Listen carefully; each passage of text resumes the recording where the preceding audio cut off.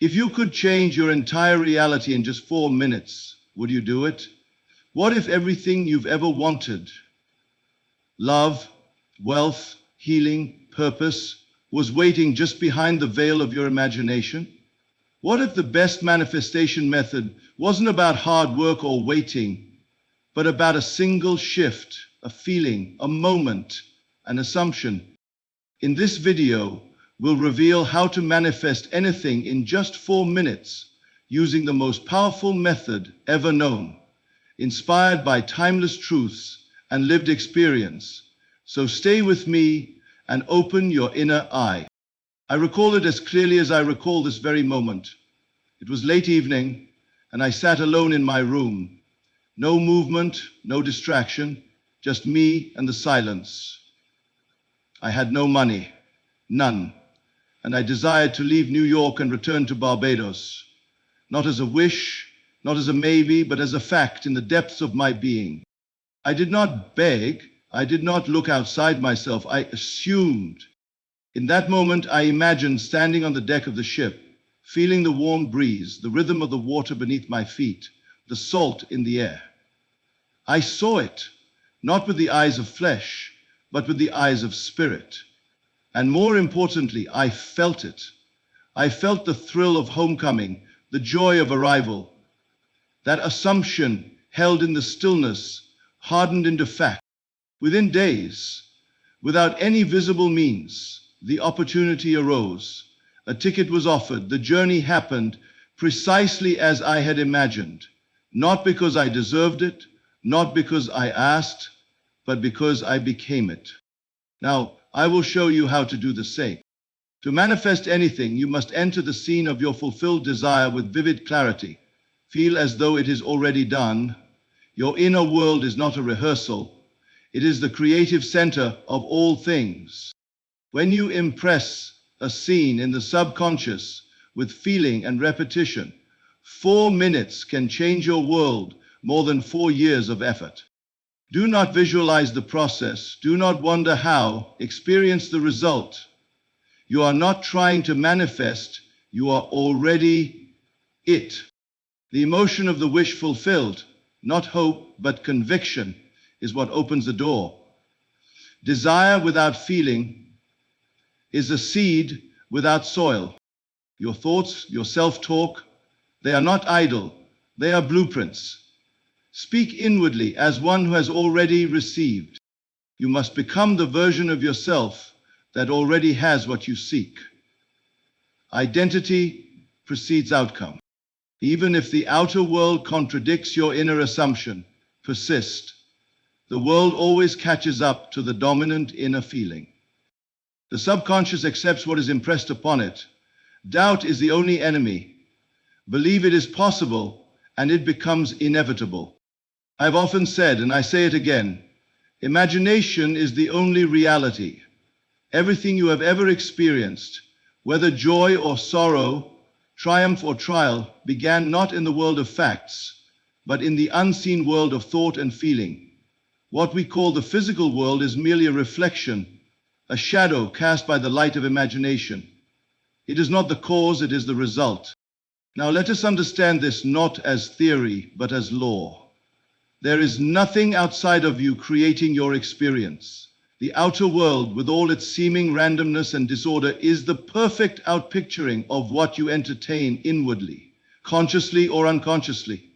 You are always imagining, even now, even in this very moment, you are creating your next experience.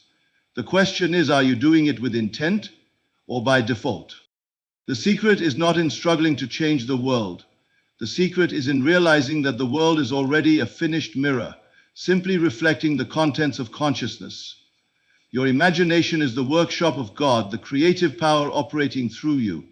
If you do not like what you see, do not attempt to smash the mirror. Instead, change the image you hold within to manifest anything, whether a relationship, wealth, health, opportunity, peace, or purpose. The only thing you must do is enter a scene in your imagination that would imply the fulfillment of your desire, and dwell in it until it feels realer than the room around you. This is not idle daydreaming, this is a sacred act. You are impressing upon the subconscious a new blueprint. And as surely as the seed becomes the tree, the impression becomes the fact. I once desired a specific experience, something so seemingly out of reach that reason laughed at the thought. But I turned away from reason, for reason can only explain the past, it cannot create the future. I withdrew from the senses, I closed my eyes, I breathed slowly, and I built in the silence of my mind a scene that would take place if my desire were already fulfilled. I saw the people, I heard the sounds, I felt the atmosphere, I experienced the joy of it, not as a wish, but as an event now happening. At first the mind protested. It's not real, it said. You're pretending. But I persisted. I brought myself back to the scene again and again, each time adding more detail, more depth, more emotion. Soon the line blurred. What was imagined began to feel more vivid, more potent, more magnetic than the so-called facts of my current world. And here is the miracle. Within days, the outer world began to shift. Conversations aligned, opportunities emerged, people I had not seen in years resurfaced. What had once been a desire became a memory because it had already been lived within.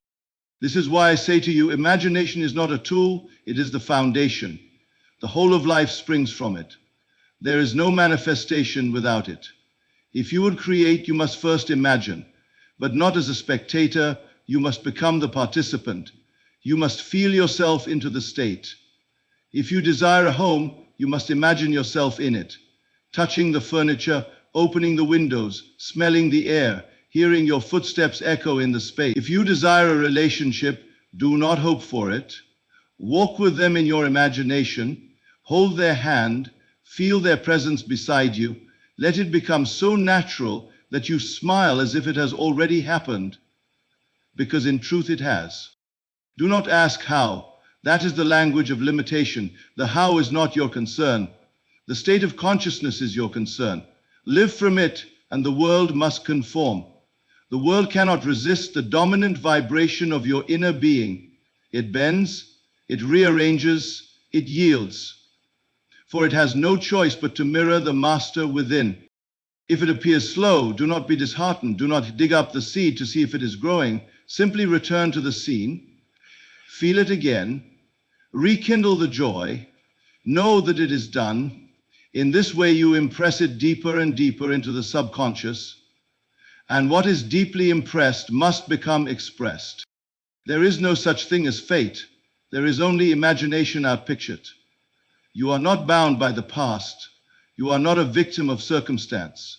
You are not small. You are not lost. You are the dreamer dreaming this life into being. And when you awaken to this truth, when you truly claim this power, you will no longer wait for permission to be free. You will know that you have always been free. All you must do is close your eyes and see differently. To understand the nature of manifestation, one must release their grasp on the concept of time as it is commonly understood. Time, to the senses, is linear. It moves from past to present to future, and we are taught to believe that all things must unfold within this progression. But this is the great illusion. The subconscious, the deeper dimension of self, does not operate according to the clock. It is not limited by minutes or months. It responds not to time, but to states, to feelings, to impressions, to beliefs accepted as true. You may have heard it said that change takes time, but this is not so. Change takes place in an instant. In the moment a new assumption is accepted. The rest is simply the unfolding of what has already been received in the inner world. The outer world does not create, it reveals. It reveals the content of consciousness. Therefore, when we speak of manifesting something in 4 minutes, what we truly mean is that in 4 minutes or less, one may fully impress a new state upon the subconscious. And when that impression is deeply felt, it sets into motion all the events necessary to bring it into physical form. This is not about rushing or forcing. 4 minutes is not a race. It is simply a window of focus, a container in which you become completely absorbed in the assumption of your desire fulfilled.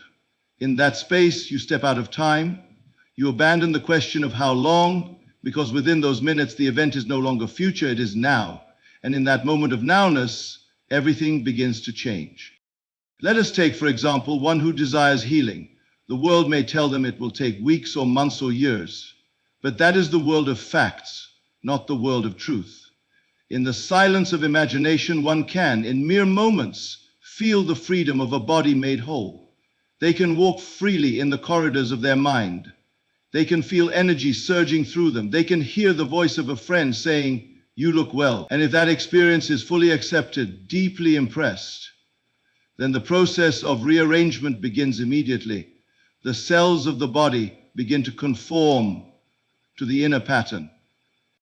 Or consider one who desires a change in circumstance, perhaps a job or financial freedom. The senses report lack, the bank account reflects limitation, but again, these are only echoes of past assumptions. In this moment, one may sit in quiet and feel the thrill of having already received. One may construct a scene, perhaps holding a check, signing a contract, hearing words of congratulations, and dwell in that scene until the entire being responds emotionally. That is the secret, the emotional charge. When the inner world is saturated with the feeling of the desired reality, time becomes irrelevant. The event has already happened. The body may still be here, the surroundings unchanged, but the soul has moved. And what the soul assumes as true, the world must reflect. 4 minutes of concentrated feeling are more powerful than 4 months of wishful thinking. The mind may wander, the senses may contradict, but the one who returns again and again to the inner scene with faith and conviction is planting a seed that must bear fruit. The subconscious is impartial. It does not judge or question. It simply accepts.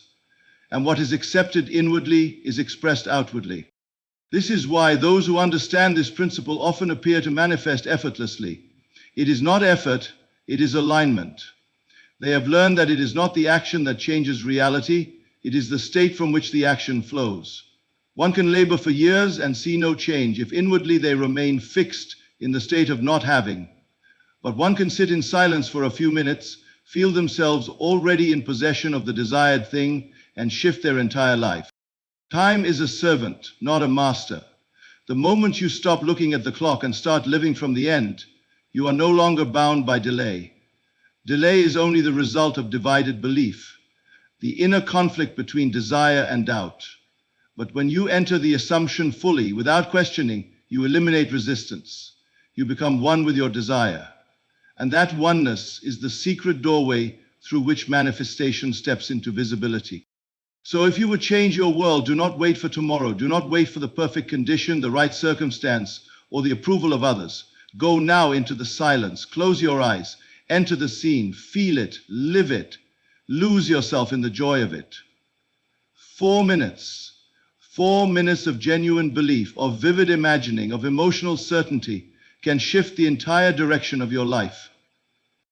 You are not waiting for change, you are the change. Time does not control you. You control time by stepping beyond it into the eternal now, the place where all things are already true. The secret of manifestation lies in one eternal principle. You must live in the end. To live in the end is not to wait for a thing to come to pass, but to dwell inwardly in the state where it has already happened. You must walk, talk, and feel as though the wish you desire is already fulfilled. You must clothe yourself in the feeling of the answered prayer. Not tomorrow, not next month, now. You are not a beggar waiting for something to change. You are the cause of all that you experience. Therefore, if you wish to manifest love, abundance, health, peace, you must first assume emotionally and mentally that these things are yours already. You must shift your dwelling place from the consciousness of want into the consciousness of fulfillment. The world calls it pretending, but it is not pretense. It is the only truth. Think for a moment of the dreamer who, even in sleep, believes the dream to be real. The heart races, the tears flow, the joy overwhelms, all because the imagined scene is accepted without question.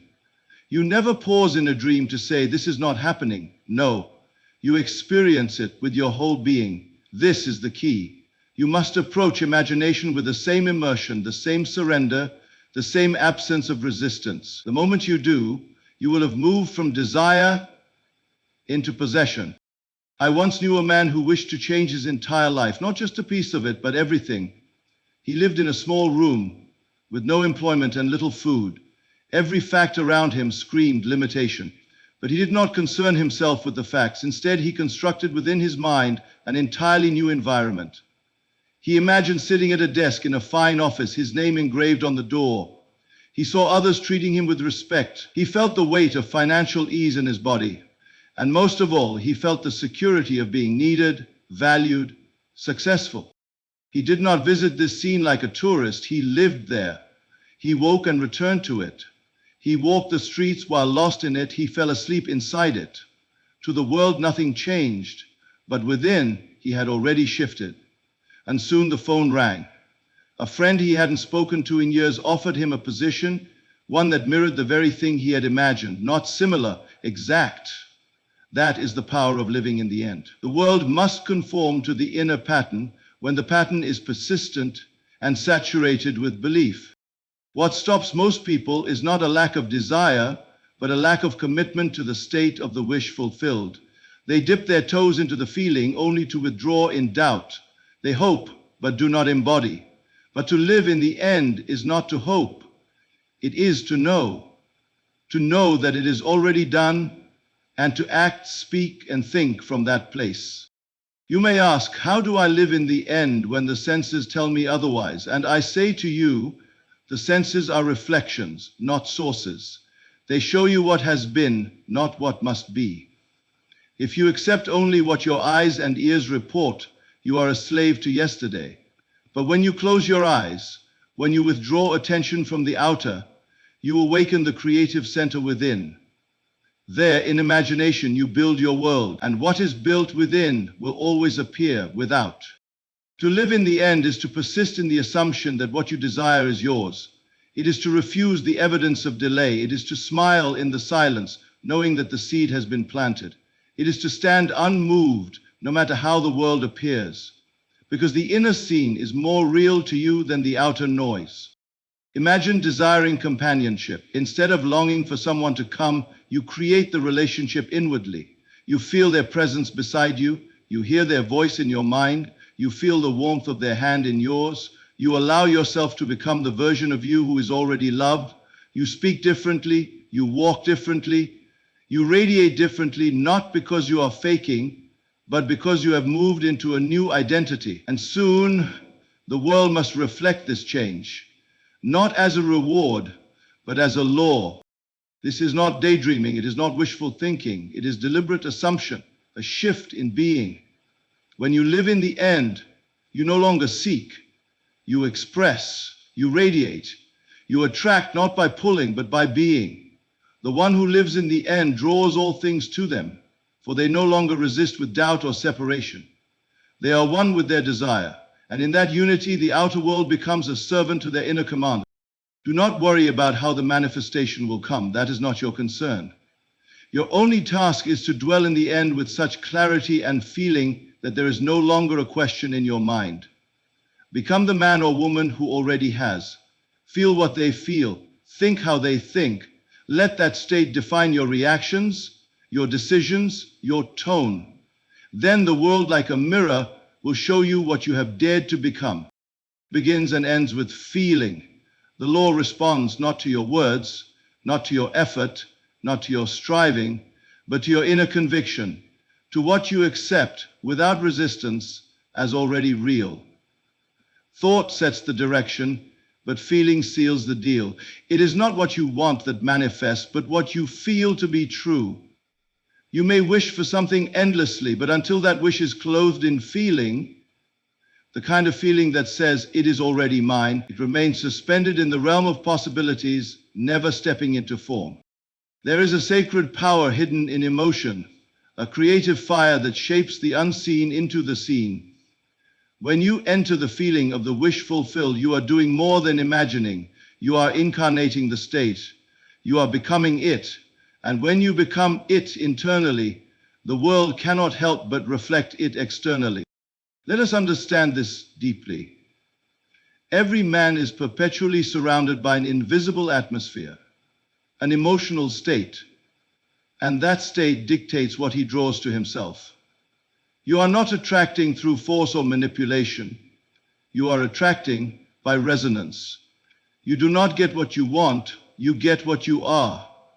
What you are, in essence, is the feeling you dwell in most often. Take a moment and ask yourself, what would I feel if I already had the thing I desire? Would I feel ease, joy, relief, excitement, peace? Whatever that emotion is, that is your key, that is your doorway. You must not look at your current condition to decide how to feel. You must feel first and allow the world to follow. This is not denial of facts. This is not running from reality. This is creating a new reality. I once knew someone who longed for a home of their own. They had no savings, no visible means, and no support. But they had a vision, and more than that, they had feeling. Each night before sleep, they would close their eyes and walk through that home in their imagination. They would touch the walls, feel the sunlight pouring through the windows, hear the echo of their footsteps on wooden floors, and most importantly, they allowed the feeling of possession to fill their heart. It was not fantasy. It was a new emotional reality, and within months, the opportunity arose in ways they could never have planned or predicted. The home came, not by effort, but by alignment. That is the mystery and the power of feeling. You may affirm all day long, but if your inner emotional climate contradicts your words, it is the feeling that will be accepted by the deeper mind. One may say, I am successful, while secretly feeling small or unworthy. In such a case, it is the unworthiness that is heard. It is the emotional signature that writes the script of your life. But when the words and the feelings align, when the affirmation is spoken from a place of embodiment, then creation is swift and sure. The world is not resisting you, the world is echoing you. If your feeling is that of waiting, then you will wait. If your feeling is that of striving, you will continue to strive. But the moment you feel that you already are, the world reorganizes to reflect that state. Do not wait for the event to give you the feeling. That is the reversal. You must give yourself the feeling now, and the event will mirror it later. You do not need to beg. You do not need to prove. You only need to enter into the feeling of the wish fulfilled and remain there undisturbed. The world may not change in the next hour, but you have already changed, and that change will bear fruit in its perfect form, in its perfect time. Let this become a daily practice, not a task, but a sacred return, morning, evening, and any moment in between. Pause, go within and ask, what would I feel if I had it now? Not how would I get it? That is not your concern. Just feel. Feel it in your chest, in your breath, in your posture. Let it become the rhythm of your being. And do not merely visit that state, live in it. Let it become your emotional home. This is the art of creation. To feel a thing so deeply, so completely, that it becomes more real to you than the facts of your senses. To feel it with such clarity and confidence that you no longer seek, you simply express. And in that expression, life bends, shifts, and responds because it must. Because what is felt with intensity and conviction is law. The wish fulfilled is not a distant dream, it is a state, a frequency. And the moment you feel it as real, you move into that frequency. From that moment forward, you are no longer waiting, you are receiving. You are no longer hoping, you are being. And from that being, all things unfold in perfect order. Everything begins in the unseen. The great secret, so easily overlooked, is this. What you imagine with feeling, you bring into being. The outer world, with all its forms and facts, is nothing more than a shadow, a reflection of what first lived in imagination. You are not a passive observer of life. You are the creative power expressing itself in form. You are imagining your world into existence, moment by moment, thought by thought, feeling by feeling. The common man believes that imagination is a toy a place for daydreams or escape. But those who awaken discover that imagination is not the escape, it is the origin. What is seen with the eyes was first seen within. Everything man has ever built, invented, or discovered came first through a vision, a spark in the mind, a scene in the silence. The airplane was flown in imagination before it ever left the ground. The painting was finished in the soul before it touched the canvas. The house stood in the unseen long before brick was laid. All things were imagined into form. Now hear this. The same power that created those marvels is the power breathing in you now. And you do not need tools or permission to use it. You need only intention and attention. When you turn your attention inward and begin to construct a scene, one that implies the fulfillment of your desire, you are setting into motion forces beyond what the mind can calculate. The moment you feel it as real, you have moved it from possibility. Imagination is not idle, it is causative. Every image you impress upon your deeper mind sets a pattern, and life begins immediately to mirror it. The mistake people often make is that they imagine unconsciously, based on memory and fear. They revisit past failures and wonder why the future repeats them. But when you become conscious of your imagination, when you begin to use it deliberately with feeling and faith, you take the reins of your reality. Let this be understood clearly. You are not imagining something as if it were true. You are imagining it because it is true to you. And as you persist in that assumption, your world reshapes itself to prove you right. This is not a trick. It is not superstition. It is law. The world you see is a mirror, and it reflects not your wishes, but your assumptions, your inner images accepted with feeling. There was once a woman who desired to be reunited with someone she had not seen in years. The facts said it was impossible. The distance, the time, the silence, all were against her, but she knew the secret. So each night before sleep, she saw him walking toward her. She heard his voice. She felt the embrace, not as a memory, but as a present reality. And she persisted, not in doubt, not in longing, but in inner certainty. She gave thanks inwardly as though it were done. And then one day a message came, a meeting was arranged, and what was once a dream became her life. The reunion happened not because of chance, but because it had already happened in her imagination. When you realize the creative power of your mind, you stop reacting to the world and start forming it. You do not need to force outer conditions to change. You need only to revise the inner image. If you do not like your current situation, do not fight it. Change it within.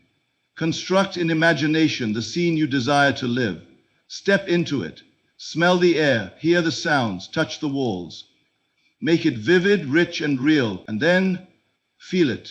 Let it be more than a picture. Let it be an experience. When you feel it as real, you will have planted a seed, and that seed must grow. This is not about trying. It is not about repeating words or affirmations without belief. It is about entering the state, the living, breathing state, where the thing desired is already yours. In that moment, the world outside becomes irrelevant, for you have found the truth within, and the outer must soon conform to the inner blueprint. You may ask, how long must I imagine before it appears? But that is not the question. The true question is, how deeply can I feel it now? For once a thing is fully felt, fully believed, fully embraced, the bridge of incidents begins to form. Events you could never plan will appear, people will show up, ideas will strike, circumstances will arrange themselves in ways you could never predict. But all of it flows from the unseen, from imagination. Never doubt that imagination is real. It is the first cause. It is the workshop of creation. Every miracle begins with an image. Every transformation begins with a new scene held in the silence of your mind. And the clearer, the more emotionally charged that scene is, the quicker it will externalize. Imagination is your divine gift. And when you use it with faith, when you live inside the world you have created, when you persist in the assumption of already having, the world will bend to your vision because it was never separate from you. What you assume to be true and persist in believing becomes your world. It is not the one who tries the hardest, nor the one who wishes the loudest, who sees transformation. It is the one who persists in their assumption, not once, not twice, but until that assumption hardens into fact, until it takes on flesh and becomes visible to all. You live in a world of law, not chaos. Every effect you see was once a cause in the unseen. The circumstances that now surround you are echoes. Echoes of past beliefs, past assumptions, past feelings that you wore like garments until the world could no longer deny them. But the past has no hold unless you keep feeding it.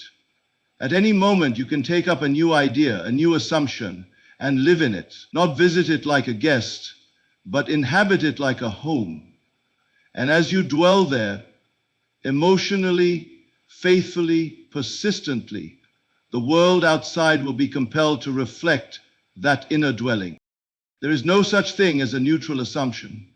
Every thought, once accepted as true, begins to move, it begins to arrange, it draws to itself all things necessary for its fulfillment. The question is not whether the law is working. The question is, what are you assuming, and are you remaining loyal to it? You must understand, reality bends to the persistent inner state, not the fleeting wish, not the momentary desire, but the persistent assumption, the one you return to night after night, day after day, in spite of appearances, in spite of facts. You are not asked to fight the outer world. You are asked to ignore it long enough to let the new inner reality take root. Suppose you desire abundance, and suppose your outer world contradicts that desire. You see bills, you feel lack, you hear voices of limitation. What do? You turn inward. You assume quietly, boldly, that your life is already full, already prosperous, already free. You see yourself with the resources you need. You feel the ease, the relief, the joy, and then you persist. You persist not with tension, but with conviction. Every time the old story arises, you gently return to the new assumption. I already have all I need. You make that your dwelling place. And slowly, then suddenly, the facts begin to shift.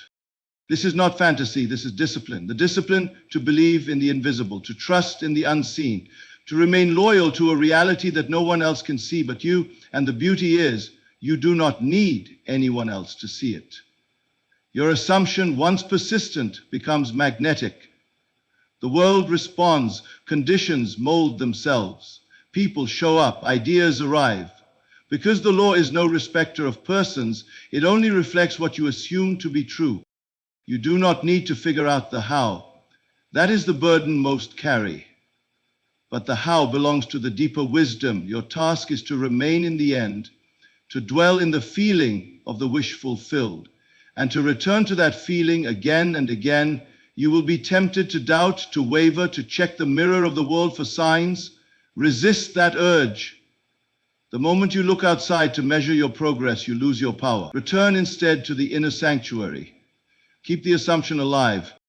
There was a man who once desired to work in a field he had no credentials for. He was overlooked, rejected, told he wasn't qualified. But he knew something deeper. So he built within the inner state of already being employed in that role.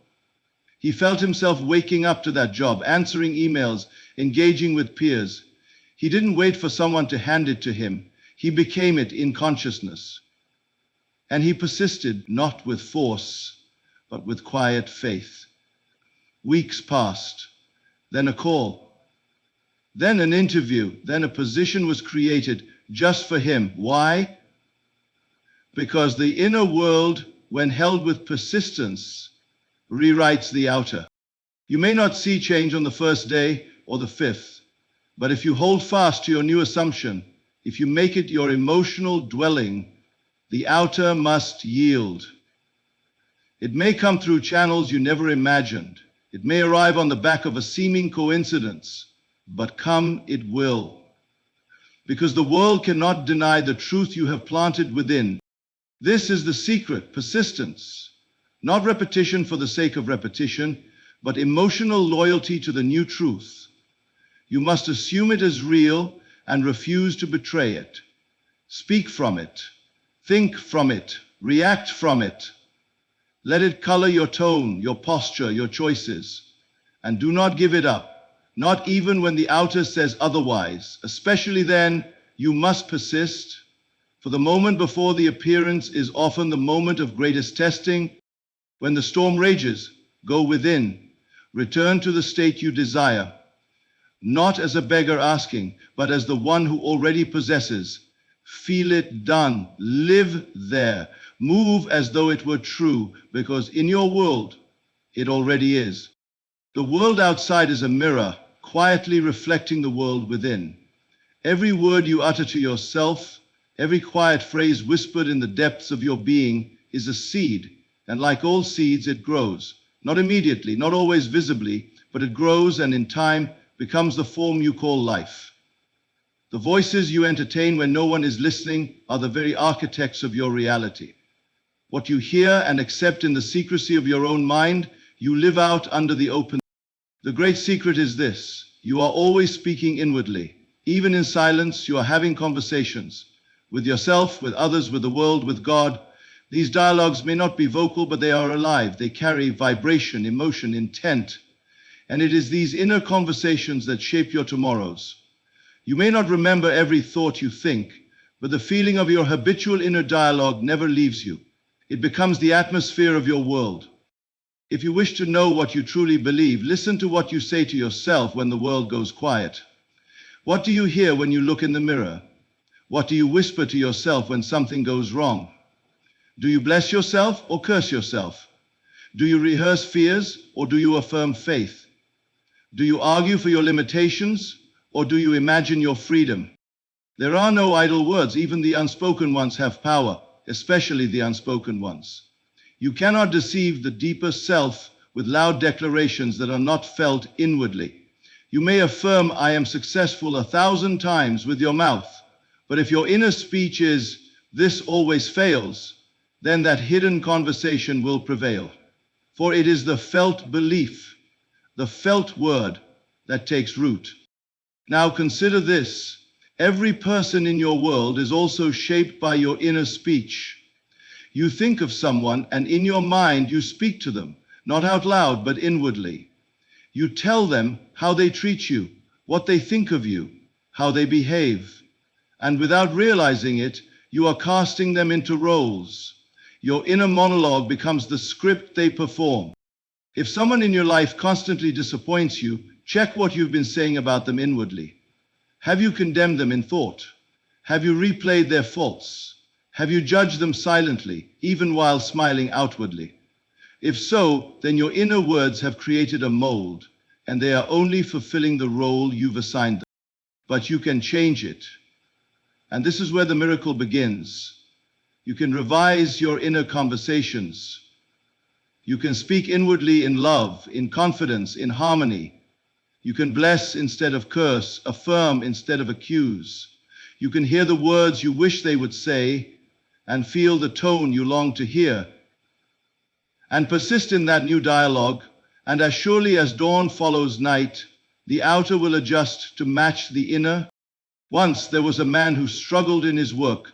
Every day he told himself, "They don't see me, they overlook me, I'll never advance." And so it was done unto him as he believed. But the moment he changed his speech, the moment he began to say within, "I am valued, I am chosen, I am indispensable," something began to shift. Slowly, subtly, then undeniably. Others began to echo the very words he had spoken in silence. New roles appeared, opportunities unfolded, not because the world changed first, but because he changed his speech, and the world had no choice but to follow. This law is exact. You cannot speak defeat and expect victory. You cannot declare lack within and receive abundance without. Your words are builders. They go forth, shape substance, and return to you in form. And you are always speaking. Even now, as you listen, the voice within is interpreting, judging, reacting. You cannot stop the conversation, but you can change it. And when you change it, everything else changes too. Make it your practice to observe your inner world, not with condemnation, but with curiosity. What do you say to yourself about your health, your relationships, your finances? What do you repeat over and over with such familiarity that you no longer notice it? Begin to notice, begin to become aware, and once aware, begin to choose deliberately, lovingly, faithfully the words you want to live. You do not need to be loud, you do not need to convince the world, you only need to be faithful to your own inner speech. Speak peace and peace will find you. Speak love and love will enter. Speak joy and joy will blossom. Let your inner world become a garden, tended with care, planted with purpose, and from that garden your life will bloom. There is only one place you must live to transform your life: in the end. Not in the hope of it, not in the wanting of it, not in the effort toward it, but in the end where your desire is already fulfilled. To dwell in the state of the wish fulfilled is to awaken the law of being. What you feel to be true and persist in feeling becomes true. That is the beginning and end of all creation. The end is not a far-off event. The end is a state, a consciousness. You enter it not by striving, but by assuming. The moment you accept it as real, without needing proof, you have stepped into the state that generates the proof. You are not waiting for something to happen. You are allowing it to happen because you already are the one who has it. Living in the end means that you refuse to accept anything that contradicts your desire, not out of denial or force, but out of quiet inner loyalty. You are not moved by appearances because you no longer identify with the old state. You see through it, like a dream half faded upon waking. And you move instead in the rhythm of your new state. You speak from it. You walk in its light. You feel from the place where it is already so. To live in the end is to reverse the natural order of the senses. The senses beg you to react, to believe only what they report. But to live in the end is to create from within, to let the unseen shape the seen. When you live from the fulfilled state, the world reorganizes itself to match it. Conditions shift, opportunities arise, people respond, but not because you chased them, because you assumed them, because you wore the feeling of the end like a garment. Suppose you desire to be well, yet the body reports illness. If you live in the present condition, you perpetuate it. But if you dare to assume the end, if you move inwardly into the experience of already being well, already whole, already vibrant, then that state begins to draw to itself the evidence. The body begins to conform. You did not heal yourself through effort, but through consciousness. You lived in the end, and the end rewrote the story. There was once a woman who longed to be reunited with her son, separated for years by conflict and misunderstanding. She could have waited, hoped, pleaded, but instead she assumed the reunion. She sat quietly, day after day, and imagined his face. She felt his arms around her. She heard his voice calling her mother. And she lived there, not for seconds, but as a dwelling. One evening, without warning, there was a knock, and he was there. Not because she acted in the world, but because she acted in the inner world, and the outer had no choice but to catch up. Do not confuse living in the end with idle daydreaming. Daydreams come and go. They are often wishful, not believed. But the state of the end is different. It is assumed, it is accepted, it is claimed without apology. It becomes more real to you than what the senses say. You begin to walk differently, speak differently, think differently. Not because you are pretending, but because you are expressing the state you already occupy within. This is the true art of creation. Begin with the end. Ask yourself, what would I feel if it were already done? How would I see the world? What would be different in my tone, my breath, my posture? And then feel it. Let that feeling saturate you until it becomes your new normal. The world cannot help but conform to your dominant feeling. Living in the end is not a one-time event. It is a practice, a return. Each time you are tempted by doubt, you return. Each time the world offers evidence to the contrary, you return. And every return makes the end more solid, more magnetic, more alive. It begins to draw the bridge of incidents, the invisible pathway that leads from what is to what already is inwardly. Never ask when it will happen. That is the language of the old self. Instead, remain in the conviction that it already has. You may not know how the bridge will appear, but that is not your concern. You have claimed the end, and so the path must appear. It is law, it is unfailing. And the beautiful paradox is this: the moment you stop needing the outer to confirm it, the outer begins to do just that. When you no longer seek evidence, the evidence rushes in. Because your faith is no longer dependent on form, it creates the form. Living in the end is not arrogance, it is alignment. It is not illusion, it is truth at a deeper level. You are not denying reality, you are creating it. And you are doing it by dwelling in the only place where anything is possible, the state of already being the one you desire to be. And so we return to the beginning, not in thought, but in realization. You have heard it now, through every breath of these words, that imagination is not idle, that assumption is not passive, that what you dare to feel inwardly becomes the shape of your world. You do not need more time. You need clarity of vision, loyalty to the unseen, and the boldness to live in the end now. The world responds not to effort, not to struggle, but to the tones you carry within. Your inner speech, your dominant feeling, your silent agreements, these are the builders of destiny. If you persist in the assumption, if you remain faithful to the unseen reality, if you dare to dwell in the end and assume it is done, you are never at the mercy of chance. You were never waiting for permission. You were never separate from the power that forms galaxies.